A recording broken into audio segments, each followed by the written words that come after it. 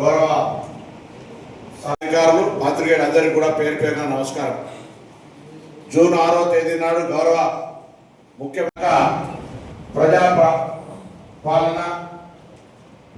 పరిపాలనకు సంబంధించినటువంటి ప్రణాళికతోటి కార్యక్రమం రూపొందించడం జరిగింది. ప్రజాపాలన ప్రగతి ప్రణాళిక పేరు మీద జరిగే కార్యక్రమంలో 99 రోజుల పాటు వివిధ డిపార్ట్మెంట్ కార్యక్రమాలు మీ అందరికీ తెలుసు. మండల స్థాయిలో వికేంద్రీకరణగా గ్రామ స్థాయి కేంద్రంగా ఈ కార్యక్రమాలను విజయవంతంగా స్థానిక సర్పంచులు, ఉప సర్పంచులు, వార్డు సభ్యులు, మండల స్థాయి గ్రామ స్థాయి అధికారులందరూ కలిసి ఈ కార్యక్రమాన్ని హుస్నాబాద్ మండలంలో విజయవంతంగా అగ్రభాగాన్ని నిల్చుండబెట్టాలని సందర్భంగా కోరుతా ఉన్నాను. అందులో 10 అంశాల మేరకు కార్యక్రమం జరుగుతోంది. ఈ 10 అంశాల్లో భాగంగా కూడా ప్రత్యేకించి 5 అంశాలకు అత్యంత ప్రాధాన్యత 10 రకాల కార్యక్రమాలను రాష్ట్ర ప్రభుత్వం రూపొందించింది. నేను ప్రత్యేకించి హుస్నాబాద్ శాసనసభ్యుడిగా 5 కార్యక్రమాల మీద మీ అందరి యొక్క భాగస్వామ్యానికి చాలా క్షేత్రస్థాయి వరకు చేరే విధంగా కోరుతా ఉన్నా. ఒకటి ముఖ్యంగా 99 రోజుల ఈ ప్రజాపాలన ప్రగతి ప్రణాళికతో పాటుగా త్రాగునీటి సమస్య ఏ గ్రామంలో కూడా ఉండకుండా రాబోయే వేసవి కాలంలో దానికి సంబంధించి ప్రణాళిక అమలు సమస్య ఎదురుకాకుండా ఉండే విధంగా చర్యలు తీసుకోవడం నెంబర్ 1 ఎజెండా. నెంబర్ 2 ఇప్పటికే శాంక్షన్ అయిన ఇందిరమ్మ ఇంట్లో ప్రజాపాలన ప్రగతి ప్రణాళికలో భాగంగా అందరూ కూడా గృహప్రవేశాలు చేసే విధంగా మన కార్యాచరణ తీసుకోవడం. 3వది హెల్త్కు సంబంధించి ఇక్కడ సురభి మెడికల్ కాలేజీని ఇటు మండలానికి పట్టణానికి సంబంధించి ప్రభుత్వ ఆదేశాల మేరకు మెడికల్ క్యాంపు నిర్వహించే విధంగా నిర్ణయం తీసుకోవడం జరిగింది. కాబట్టి ప్రతి గ్రామంలో ప్రైమరీ హెల్త్ సెంటర్ పరిధిలో అన్ని గ్రామాల్లో ప్రజలందరి యొక్క ఆరోగ్య పరీక్షలు చేయడము, వాళ్ళకి ఏమైనా చికిత్స జరగాలంటే ఆ ఆసుపత్రికి తీసుకెళ్లి వారు ఉచితంగా చికిత్స చేసే విధంగా మన మెడికల్ క్యాంపుల నిర్వహణ, వాటి యొక్క విధి విధానాలు ప్రజల ఆరోగ్యమైనటువంటి 3వ అంశం. 4వ అంశంగా రాబోయే మళ్ళీ జూన్లో స్కూల్ స్టార్ట్ అయ్యే టైంకు మీ గ్రామాల్లో ఉన్నటువంటి పాఠశాలల్లో ప్రభుత్వ పాఠశాలలో విద్యార్థుల సంఖ్య పెంచే విధంగా ఒక కార్యాచరణ తీసుకోవడం. అందుకు సంబంధించి డిఓ గారు, మీరు, హెడ్ మాస్టర్లు, ఎంపీఓ గారు అందరూ సమన్వయంగా గ్రామాల్లో ప్రభుత్వ పాఠశాల విద్యార్థుల సంఖ్య పెంచడం.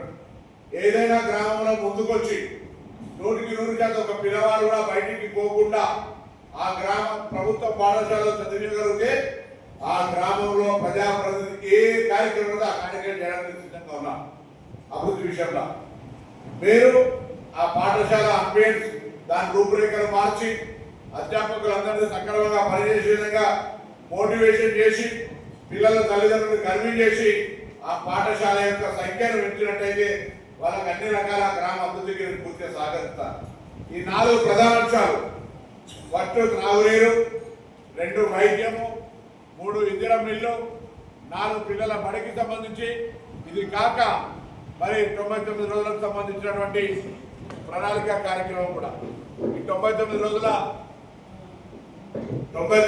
ప్రణాళిక అనేటువంటి దానికి సంబంధించి 10 అంశాల్లో అందరూ కూడా ఆరోగ్యంగా జీవించాలంటే పరిసరాల పరిశుభ్రత, అందుకు సంబంధించినటువంటి కార్యాలయాల్లో పెండింగ్ ఫైల్ ఇతరత్ర అనేటువంటి అంశాలు. ఇందులో మున్సిపాలిటీల్లో లేదా గ్రామ పంచాయతీలో ఈ వేస్ట్ అంటే ఖరాబ్ అయిన టీవీలు, వాటర్ కూలర్లు, ఫ్రిడ్జ్లు, ఏదైనా వస్తువులు ఎలక్ట్రానిక్ కూడా చెడిపోతే వాటిని కూడా ఇళ్ళ నిరుపయోగంగా ఎంచుకుంటారు. వాటిని పాలించే ధైర్యం రాదు. కానీ ఇప్పుడు మహిళా సంఘాలు ఉపయోగించుకొని అటువంటి ఈ వేస్టేజ్ కార్యక్రమం చేయడం అనేటువంటిది పరిసరాల పరిశుభ్రత మరియు బయట పరీక్షలకు సంబంధించి. ఆరోగ్యం చెప్పినట్టుగా ఆరోగ్యం మహాభాగ్యం, ఆరోగ్యం ఉంటే అన్ని ఉన్నట్టుగా అనుకునే సందర్భంలో మనం 99 రోజుల్లో అటు మెడికల్ క్యాంపు నిర్వహించడానికి ఒక కాలేజీని ప్రభుత్వ ఆదేశాల డైరెక్టర్ మెడికల్ అండ్ హెల్త్ నుంచి జీవో ఇప్పించిన దాన్ని ఈ మండలంలో ఎగ్జిక్యూట్ చేసుకునే బాధ్యత జిల్లా మండల స్థాయి అధికారులది. దాంతో పాటుగా సురక్షితంగా చేసుకొని అని ఏసీపీ గారు చెప్తారు. అలైవ్ అని రోడ్ సేఫ్టీ మీద దానికి సంబంధించిన జాగ్రత్తలు తీసుకునే అంశం కానీ ఒకరు కూడా ప్రాణాపాయం యాక్సిడెంట్ లో పోకుండా కాపాడుకునే విధంగా చర్యలు తీసుకోవడం. అంతేకాదు సంక్షేమం, దాన్ని జిల్లా కలెక్టర్ గారు చెప్తారు, రేషన్ కార్డు అందించడం, సన్న బియ్యం అందిస్తా ఉన్నాం, 200 యూనిట్ల ఫ్రీ అందిస్తున్నాం. పిల్లలకు మరి ఏ విధంగా వారికి సంబంధించినటువంటి మెనూ ఛార్జెస్ ఇచ్చినాం. ఇంకా ఏమేమి ఎస్సీ ఎస్టీ బీసీ మైనారిటీల సంక్షేమం కొరకు జరుగుతున్నాయో మాట్లాడుకుందాం. తర్వాత పిల్లల భద్రత మరియు డ్రగ్స్ కు సంబంధించినటువంటి నో అని చెప్పే విధంగా ఈ కాలంలో చూస్తే నేను హుస్నాబాద్ మండలంలో కూడా గ్రామీణ ప్రాంతాల్లో పిల్లలు డ్రగ్స్ అంటే గంజాయి తాగి గడిపోతున్న విషయం వింటే చాలా బాధ కలుగుతుంది.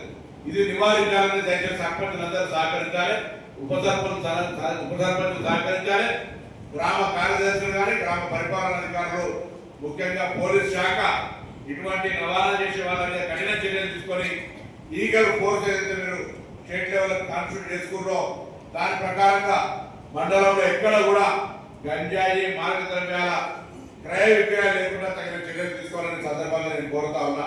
దాంతో పాటుగా రైతులకు సంబంధించినటువంటి వ్యవసాయము, పంటల మార్పిడి, ఆయిల్ ఫామ్ ప్రోత్సహించడము, ఇతర హార్టికల్చర్ క్రాప్స్ ప్రోత్సహించడము, ఆదాయాలు ఏ విధంగా పెంచుకోవాలనేటువంటిది వ్యవసాయానికి సంబంధించి.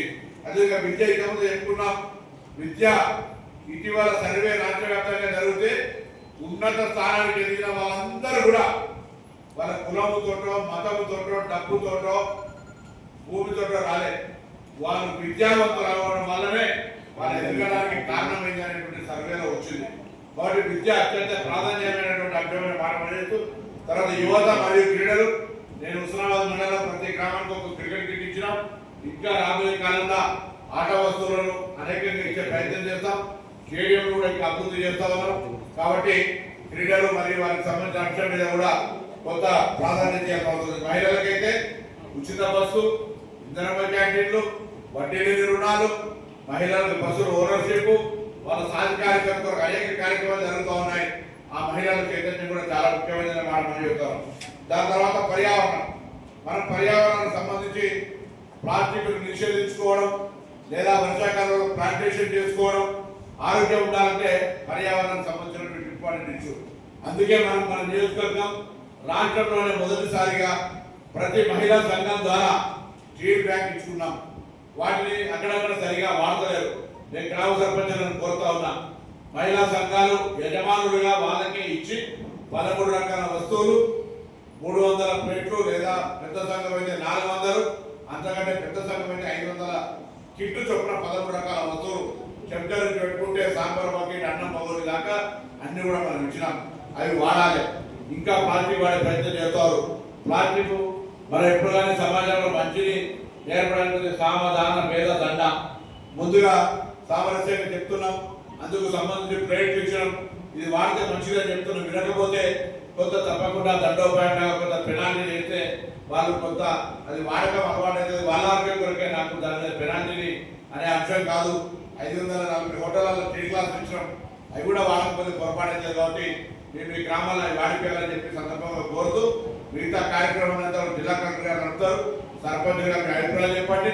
గ్రామ పరిపాలనాధికారులు కానీ, విలేజ్ కార్యదర్శులు కానీ, మండల అధికారులు కూడా చెప్పండి.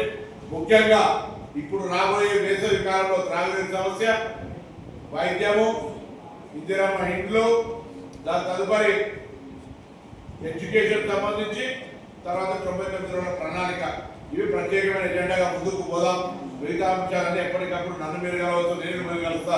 అందరం కలిసి మండలంలో మనం అంతా గెలిచినందుకు ఒక మంచి 5 ఏళ్ళ టెన్యూర్ బాగైంది అని చెప్పుకునే విధంగా నేను సహకరిస్తా.